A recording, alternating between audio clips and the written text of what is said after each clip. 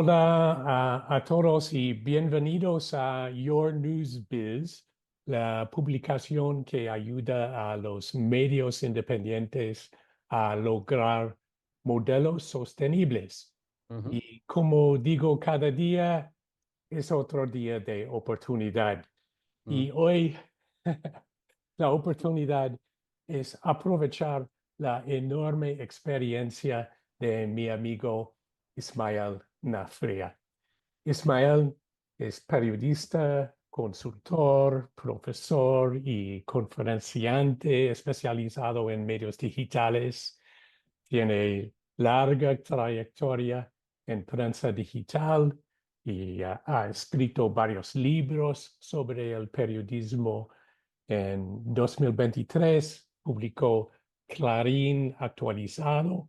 sobre la experiencia del diario argentino Clarín con su sistema de suscripción y han alcanzado 1 millón de suscriptores.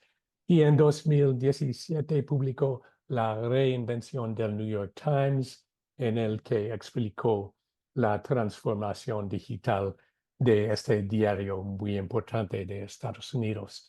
Y ese mismo año lanzó la newsletter Tendencias, que se ha convertido en referencia en el sector y vamos a hablar de tendencias. Y está al punto de publicar un libro sobre las newsletters con recomendaciones y ejemplos de buenas prácticas. Ujú. Ismael, bienvenido. Muchísimas gracias, James, por esta invitación y como siempre un gran placer charlar contigo, que tienes una experiencia mucho mayor que la mía en todo este ámbito y bueno, ojalá que podamos pues contar cosas interesantes para aquellos que nos puedan escuchar. Bueno, gracias. Y nos encontramos por primera vez en Barcelona, yo creo, Sí. hace más que una década y cenamos en un restaurante de mariscos o ¿Eh?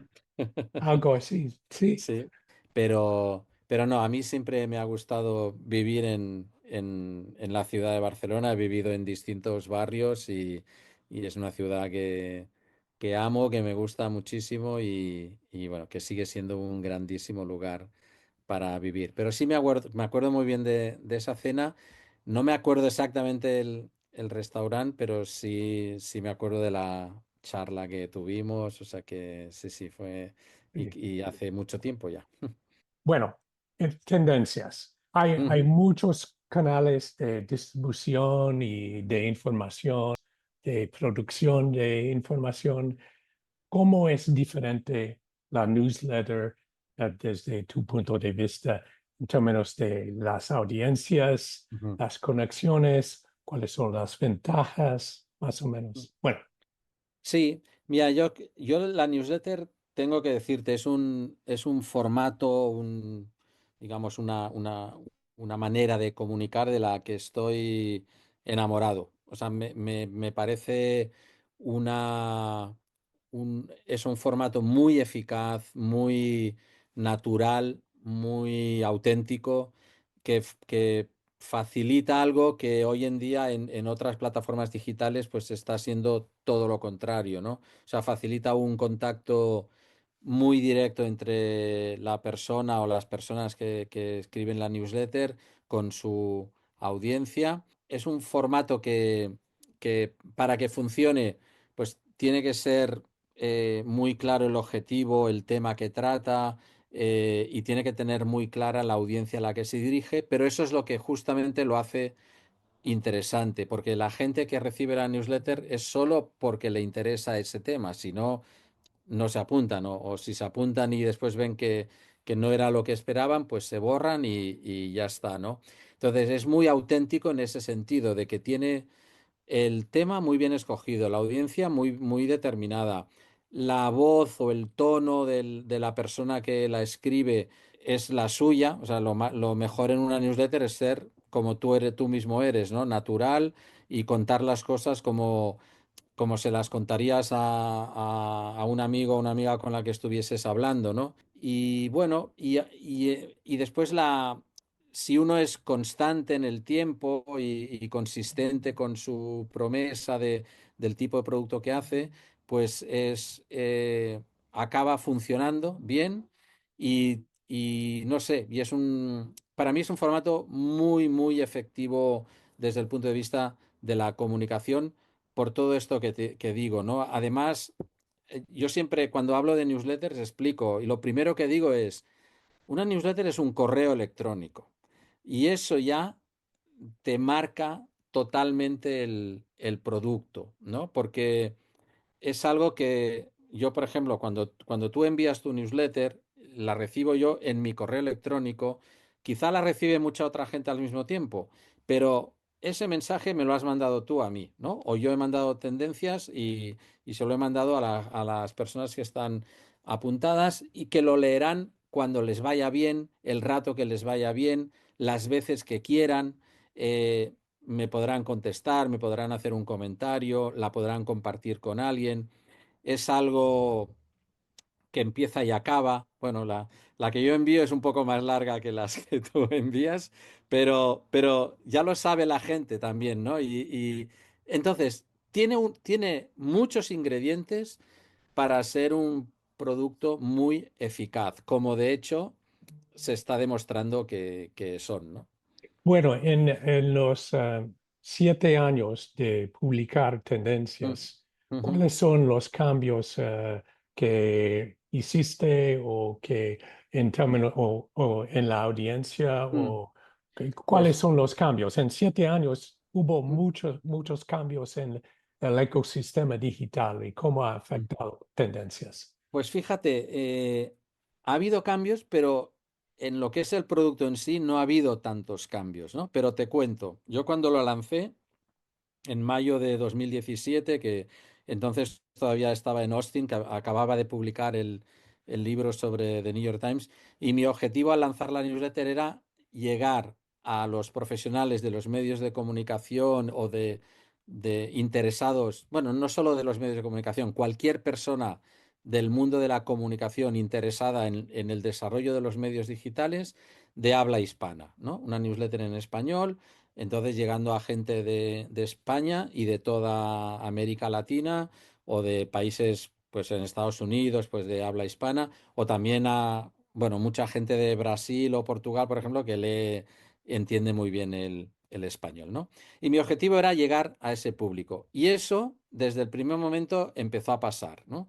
Y desde entonces hasta hoy, que ya son 7 años y medio, no ha dejado de crecer nunca la audiencia. Cada semana hay gente nueva, ¿no? Ahora mismo tengo pues 8.500 personas apuntadas a la edición gratuita. Lo que ha cambiado un poquitín es a veces la frecuencia, porque yo la empecé haciendo semanal, pero luego volví a trabajar, estuve trabajando 2 años y medio de director de la revista National Geographic en España y durante ese tiempo no pude mantener el mismo ritmo.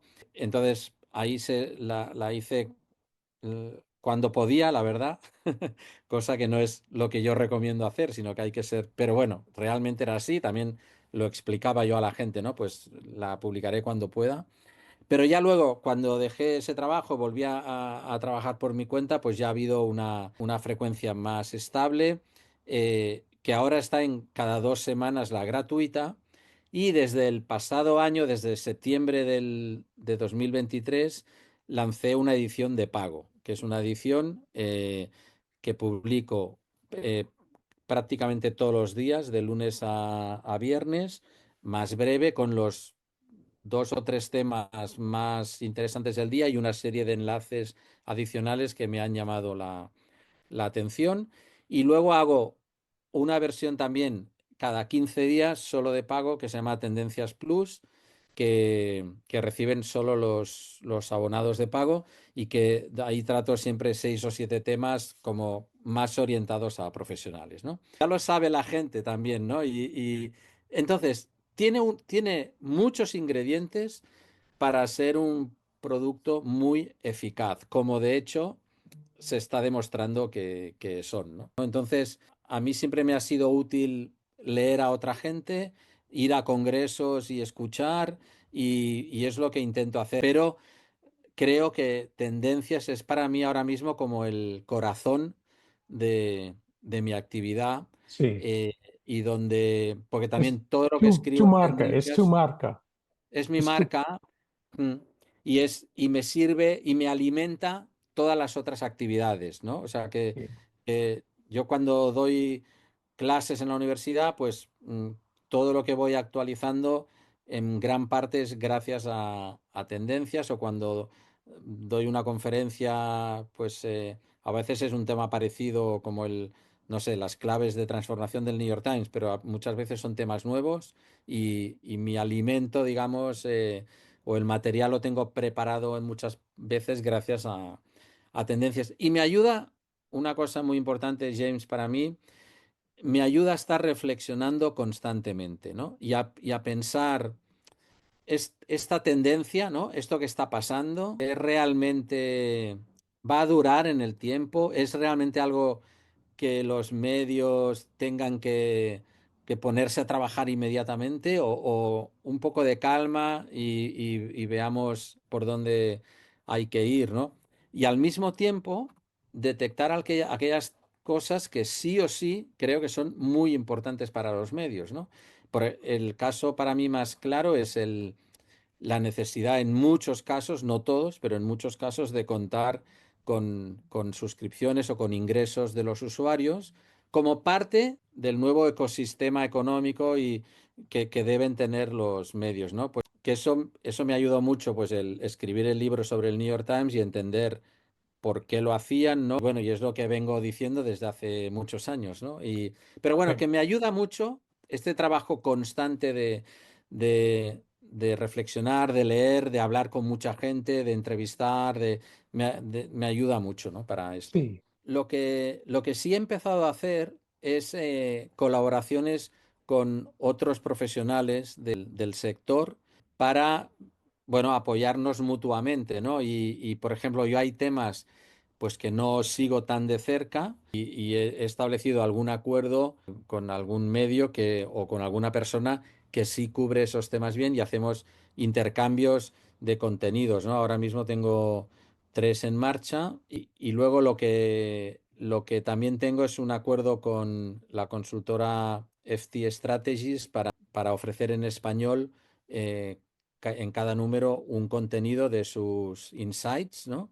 Y luego tengo un acuerdo de Knowledge Partner con McKinsey para la promoción de sus contenidos sobre todo en español, o cualquier contenido interesante que ellos ofrezcan, ¿no? Y esto ha ido creciendo con el tiempo, y en breve voy a anunciar otro acuerdo que creo que va a ser súper interesante también, pero que todavía no está lanzado y no lo puedo decir, pero que también cubre una parte que yo no soy tan experto, y que creo que la audiencia de Tendencias pues va a agradecer, y espero que guste mucho. ¿Y por qué? ¿Qué es el valor de tu newsletter? Estos patrocinadores o anunciantes, ¿qué Mm. dicen los patrocinadores, etcétera, sobre Sí, el valor a ellos? no, para ellos clarísimamente es una manera muy natural de entrar en un mercado y en un público que para ellos les interesa, ¿no? O sea, yo no tengo.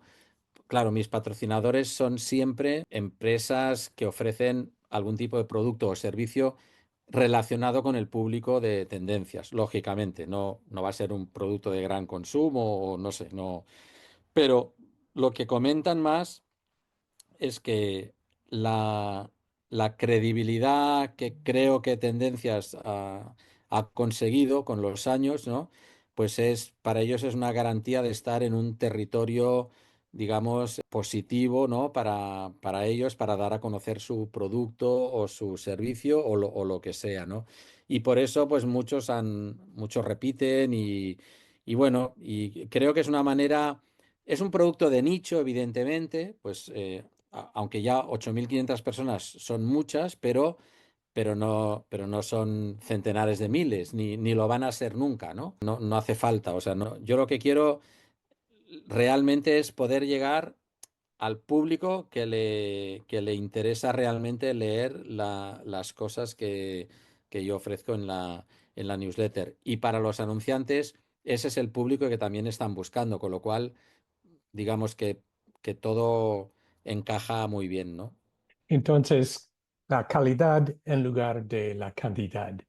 No, Y sin duda. un gran error de los grandes medios tradicionales, yo creo, ha sido Sí, enfocarse en grandes números de usuarios que realmente no son usuarios, son tal cual. visitantes o Ujú. son personas perdidas que han llegado a un sitio o algo así. Mm.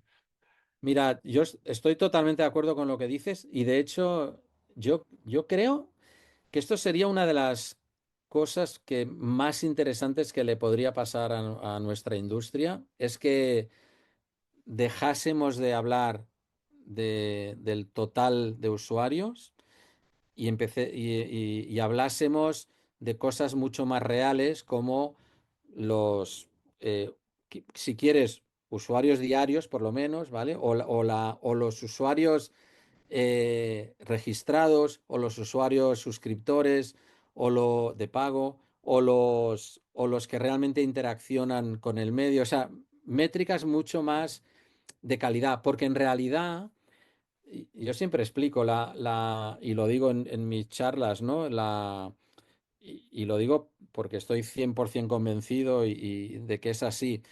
El negocio, si tú tienes 20 millones de usuarios, o dices que tienes 20 millones de usuarios, tu negocio lo vas a hacer con 1 o 2 millones de esos, ¿vale? Y si tienes 100.000, lo vas a hacer con 10.000 o 15.000. Y si tienes 1.000, lo vas a hacer con 100, ¿vale? Absolutamente, estoy de acuerdo Y con eso. Sí, entonces, yo creo que esa carrera que ha habido en muchos países por ser el que más usuarios tiene y poderlo decir, que el motivo era pues porque el mercado publicitario pues parecía que iba a eso, yo creo que eso ha hecho realmente mucho daño porque ha obligado a muchos medios a adoptar estrategias de solo crecimiento y es un crecimiento falso, porque hay mucha gente que está en esos números que ni saben que han pasado por tu sitio, ¿vale? sí. Y eso es que si uno lo piensa en otros, si hablásemos de otros mercados, de otro tipo de negocio, o sea, es como, no sé, por decir algo, quizás una tontería lo que voy a decir, pero no hay 1.000 personas que han mirado mi botella de refresco. Ya, pero ¿cuántas la han comprado? Eso sería muy sano para la industria y de hecho ya hay medios que empiezan que prefieren decir pues cuál es informar sobre su cifra de suscriptores o su cifra de personas que reciben las newsletters o su cifra de usuarios registrados que navegan logados por su sitio. Ese tipo de métricas creo que son mucho más sanas para el sector que no esas globales que ya digo, que realmente son pura vanidad, pero nada más. O sea, no sirven para nada más. Bueno, saltaste al aire hace 2 años. Tú eres completamente Sí, independiente. sí, sí. 2 años o... Más o menos. Bueno, tuve un periodo, sí, dos, pero sí, unos 2 años más o menos, sí. Tuve un periodo trabajando en un sitio, pero pon 2 años y pico. Ujú. ¿Y cómo es estar completamente independiente? Hay riesgos, hay grandes riesgos, pero ¿cuáles son? Sí, mira, yo creo que el balance sincero para mí es muy claro, ¿no? Tiene grandes ventajas y tiene inconvenientes, ¿no? El inconveniente mayor, pues es que el mercado, pues, puede ser inestable, no tienes una regularidad en los ingresos, ¿no? De todos los meses una nómina igual que te permite, pues, planificar cualquier cosa, ¿no? Eso es un inconveniente, está claro. al menos por ahora, o sea, quizá yo con el tiempo pues aspiro a que eso deje de ser un inconveniente, ¿no? Las grandes ventajas son de tipo personal clarísimo, ¿no? Pues, de dedicarme pues a temas que me apasionan, que me gustan, de poderme organizar el tiempo. Es verdad que trabajas mucho igualmente, ¿no? Pero te lo puedes organizar tú, puedes centrar la atención en aquellos aspectos que más te interesan o que crees que más... Yo, por ejemplo, ahora estoy poniendo mucho esfuerzo en crear una base de producto que pueda funcionar sola lo máximo posible. Es decir, tener el mayor número posible de suscriptores de pago. Voy a lanzar el nuevo libro sobre newsletters y lo quiero acompañar pues de un curso de formación online sobre ese tema que pueda circular un poco más solo, aunque posiblemente lo acompañaré de sesiones también individuales. Bueno, crear una base de actividad que pueda, que una parte pueda ir, pues, recurrente como sola y otra parte, pues, evidentemente, cuando das una conferencia, pues tienes que dar la conferencia, o sea, no hay, o cuando das clases, pues tienes que dar las clases, ¿no? No hay otra manera en el mundo presencial al menos, o bueno, o online, pero en tiempo real, ¿no? Y bueno, esas serían un poco digamos, las ventajas e inconvenientes, ¿no? Yo creo que a veces la gente me pregunta, ¿no? ¿Tú recomiendas esto? Yo digo, depende de la persona, ¿no? O sea, hay gente que lo puede pasar muy bien así y gente que lo puede pasar muy mal. Entonces, no hay una fórmula, pero yo, desde luego, sí ha sido mi decisión, digamos, yo ya he trabajado muchos años en la industria y en diversas empresas y tal, y realmente ahora me apetece muchísimo más hacer este tipo de trabajo más independiente y por mi cuenta que no dentro de una corporación. Y en todo caso, ayudo a empresas, evidentemente, como consultor, pero bueno, es una relación distinta, ¿no? Y para mí, personalmente, vuelvo a decir que no es que yo lo recomiende o lo deje de recomendar, pero para mí ahora mismo pues es lo que quiero hacer, ¿no? Es lo que he publicado y he mencionado yo he utilizado muchísimo Twitter durante años, ¿vale? Y lo que he visto realmente en los últimos tiempos es que la eficacia de la red eh, ha bajado enormemente. Un gran error de los grandes medios tradicionales, yo creo, ha sido Sí, enfocarse en grandes números de usuarios que realmente no son usuarios, son tal cual. visitantes o Ujú. son personas perdidas que han llegado a un sitio o algo así. Mm. Mira, estoy totalmente de acuerdo con lo que dices y de hecho yo creo que esto sería una de las cosas que más interesantes que le podría pasar a nuestra industria, es que dejásemos de hablar del total de usuarios y hablásemos de cosas mucho más reales como los, si quieres, usuarios diarios por lo menos, ¿vale? O los usuarios registrados o los usuarios suscriptores o lo de pago o los que realmente interaccionan con el medio. O sea, métricas mucho más de calidad, porque en realidad, y yo siempre explico y lo digo en mis charlas, ¿no? Y lo digo porque estoy 100% convencido y de que es así. El negocio, si tú tienes 20 millones de usuarios, o dices que tienes 20 millones de usuarios, tu negocio lo vas a hacer con 1 o 2 millones de esos, ¿vale? Y si tienes 100.000, lo vas a hacer con 10.000 o 15.000. Y si tienes 1.000, lo vas a hacer con 100, adecuado al mensaje, ¿no? Eso ha dejado de pasar o solo pasa muy esporádicamente.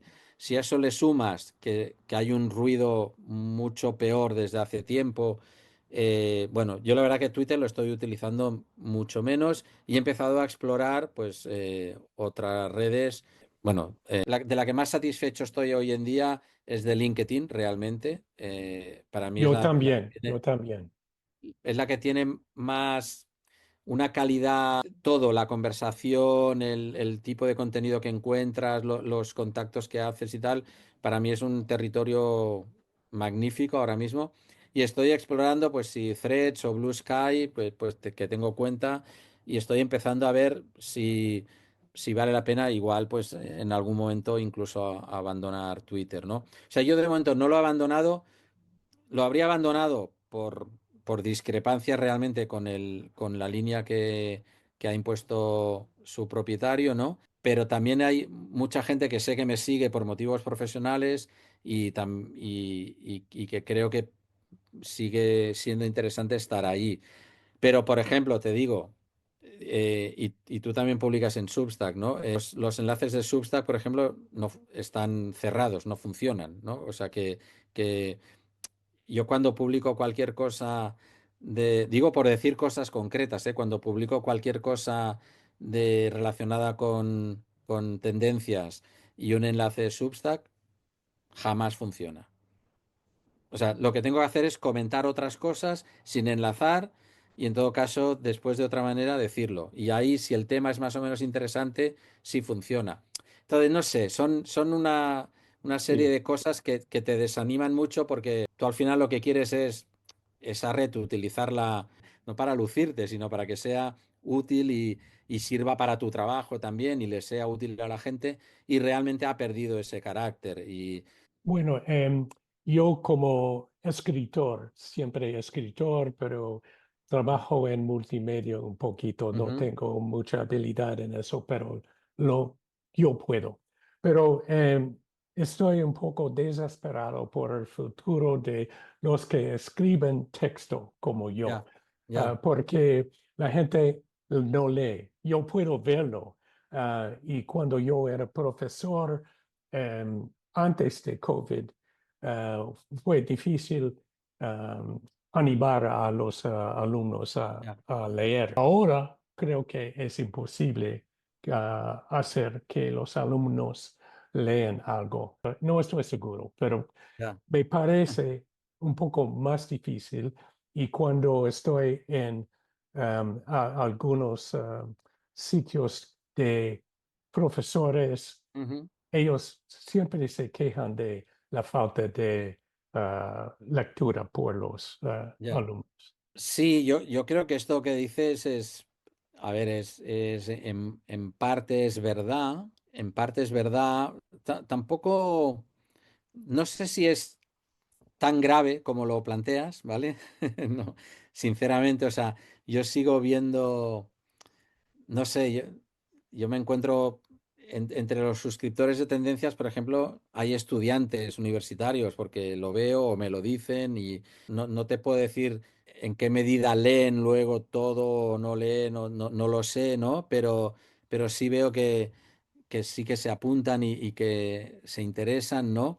También estoy de acuerdo contigo en que yo, por ejemplo, también toda mi vida, bueno, yo he trabajado sobre todo en escribiendo y también en la radio, ¿no? Y la radio me gusta mucho, o sea que sí que veo que en el ámbito de, por ejemplo, hacer algo en audio, en podcast, pues es una de las cosas que me gustaría plantear. Pero, por ejemplo, hacer otro tipo de contenidos más de vídeo, por ejemplo, pues lo veo mucho más complicado, ¿no? Salvo que la inteligencia artificial nos venga a solucionar Sí, el tema. Entonces, que podría ser una solución porque al menos digamos, para ofrecer algún tipo de mensaje en formato determinado, ¿no? Pero bueno, no sé, al final también creo que tampoco podemos aspirar, yo nunca he aspirado por decirlo así, a llegar a todo el mundo. Quiero decir que yo aspiro a llegar a la gente que creo que puede sacar partido a lo que estoy ofreciendo, ¿no? Y por eso, pues no sé, por eso o sea, por ejemplo, con las newsletters, pues estoy escribiendo el libro, pero yo en tendencias hablo también de newsletters, haré un curso que sí será en vídeo, ¿no? Y luego doy talleres o conferencias que son en persona, o sea que también son, digamos, multimedia en ese sentido, ¿no? Y cada persona pues adaptará o utilizará aquello que más le convenga. Yo estoy convencido que habrá mucha gente que seguirá prefiriendo tener el libro, irlo consultando cuando quiera, a su ritmo y tal, y otras personas que preferirán tomar el curso y aprenderlo en un breve espacio de tiempo y aplicar eso. Y luego habrá otros que querrán seguir, pues, a ver qué cuenta cada semana o cada 15 días sobre este tema y se apuntarán a la newsletter. O sea, creo que creo que hay mercado para muchas cosas y lo que sí creo que importante es que, igual que decíamos antes, que la calidad es mucho más importante que la cantidad, yo creo que eso aplica también en los formatos. O sea, haz aquello que, que puedas hacer bien, ¿no? Y que creo que creo que es importante también para no volverse loco, porque cosas a hacer hay muchísimas, ¿no? Pero es que al final yo creo que donde está el valor o donde yo encuentro valor en las cosas es cuando hay un mensaje bien hecho, bien elaborado y bien empaquetado, ¿no? Tengo 3 minutos. Entonces, ¿cuál es tu mensaje a los jóvenes comunicadores o los alumnos Ujú. de periodismo, comunicación, o recomendaciones?